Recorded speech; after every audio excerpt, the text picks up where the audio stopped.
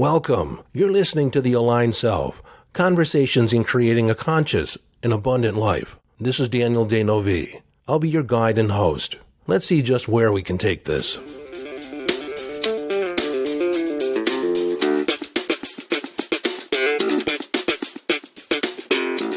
Hello, friend, and welcome into this Quotable Monday.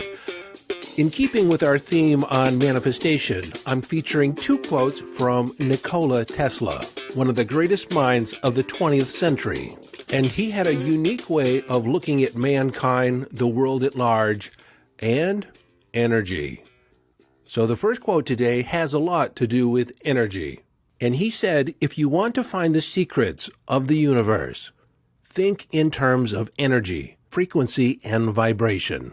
Now, if you don't know, Nikola Tesla was the first person, the only person actually, to generate electricity, channel energy from the ether, from the air, and transmit it across long distances, essentially making energy free for everyone.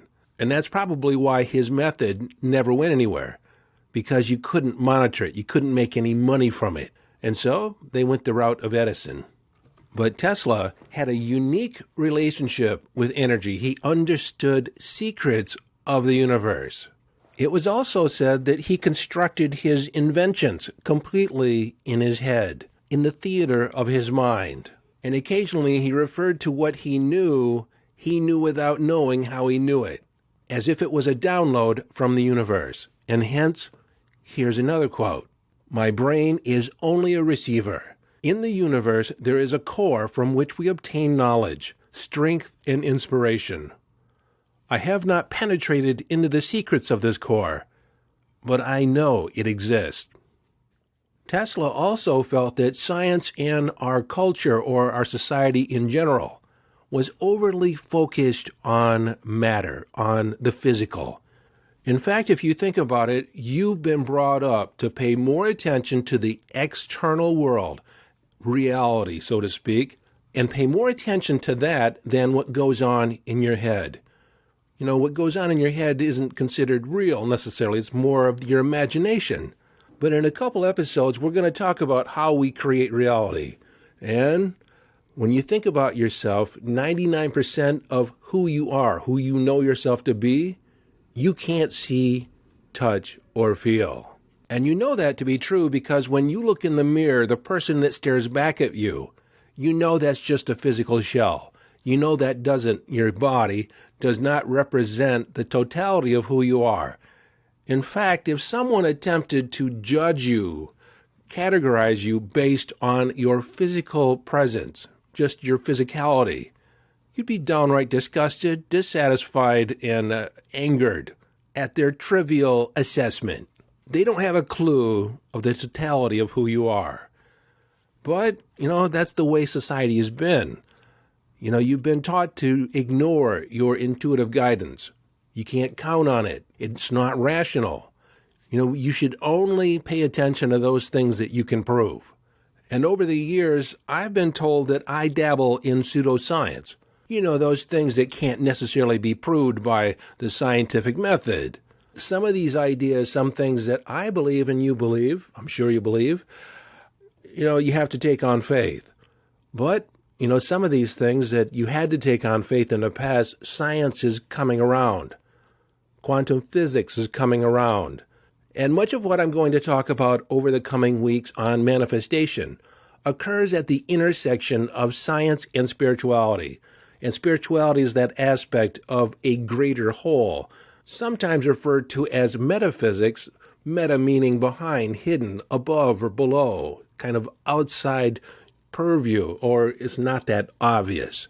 So some of this pseudoscience stuff, psychic ability and psychokinesis, is starting to be proven through the scientific method.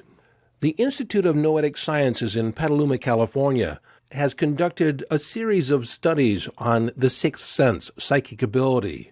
And they also have the largest database on spontaneous remission, instant healings, mind-body healings, medical events that the scientific world just can't seem to explain, or they tend to rationalize it away as outliers, exceptions to the rule.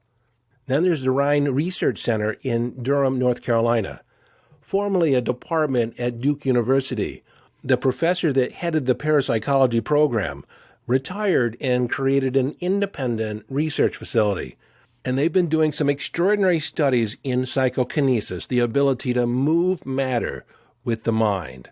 And then we can talk about energetic healing, mind-body healing, and the Holistic Nurses Association, based in Denver, Colorado. And they've done repeatable studies that shows that the human body emanates an energetic field that can influence the healing of another individual. So again, Tesla's quote, "If you want to find the secrets of the universe, think in terms of energy, frequency, and vibration." Now, energy, frequency, and vibration is at the core of the law of attraction, manifesting. And we'll devote an entire episode just to vibration and frequency. And if you don't know the difference between frequency and vibration, I'll discuss that. It's a little bit different than the physics definition, but through our conversation, I'll create a working definition that you'll be able to hang on to and utilize and put in practice in your life. Now, when Tesla uttered that quote, it was considered by the scientific community that there was a distinct difference between energy and matter. Today, we know that all matter consists of energy vibrating at different frequencies. And when you take an electron microscope and look at matter at its smallest component, electrons, photons, quarks, subatomic particles just whirling around, it's hard to comprehend how these items are physical at all, because when you really look at it, it's just a dance of energy. The seminal thinker in quantum physics, Niels Bohr, put it this way: everything we call real is made of things that cannot be regarded as real. So the thought that I want to leave you with is that everything is energy. And as a consequence, energy is everything. So our relationships, our creations, matter, reality, it's all a dance of energy. So as I leave you, and until next time, I'd like you to begin looking at your life, begin looking at the creations, what's showing up in your life, and how is your energy, how is your vibration, what you offer the world, how you're showing up. Like when you walk into the room, what shows up? How is that relating to the things that are showing up in your life? How is it showing up in the dynamics in your relationships? Just begin considering that it's all a play of energy. So until next time, this is your friend and host, Daniel Danovi, urging you to follow your bliss. Live your life from inner signals. Be inner directed as you engage in the epic adventure.